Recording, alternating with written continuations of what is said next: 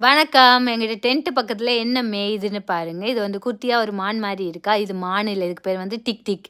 இது வந்து மான மாரி தான் இருக்கும். ஆனா மான விட ரொம்ப குட்டி. இது வந்து சிங்கத்துக்கெல்லாம் ஈஸி டார்கெட். சிங்கம் வந்து ஈஸியா இத புடிச்சிடலாம். ஏன்னா இதுகால ஃபாஸ்ட்டா ஓட முடியாது. அதான் பயந்து பயந்து புல்லு சாப்பிட்டுட்டு இருக்கு. அவ்வளோ அழகா சாப்பிட்டுட்டு இருக்கு. இப்ப வந்து ஈவினிங் டைம் ஆயிடுச்சு. நாங்க வந்து இரவு சாப்பாட்டுக்கு கிளம்பிட்டோம். இங்க தான் எங்களுக்கு இரவு சாப்பாடு.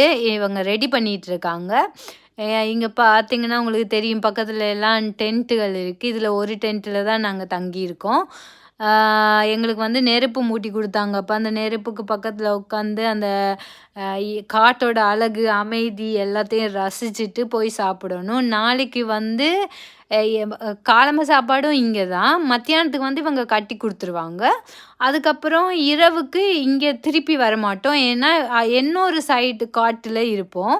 அம் எ இன்னொரு சைடுக்கு நாளைக்கு என்ன கட்டி குடுத்துருக்காங்கன்னு சொல்லி உங்களுக்கு வீடியோ இருந்தா போடுறேன். அ அப்புறம் இங்க வந்து இவங்கெல்லாம் பாட்டெல்லாம் பாடி, டான்ஸ் ஆடி, எங்கள மகிழ்விச்சு எங்களுக்கு சாப்பாடு பரிமாறுறாங்க.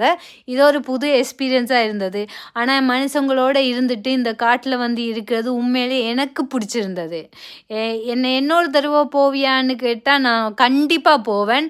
கண்டிப்பா ஒரு 10 நாளுக்காச்சும் போய் அந்த காட்டுல வாழ்ந்துட்டு வரணும்னு எனக்கு ஒரு ஆசை இருக்கு.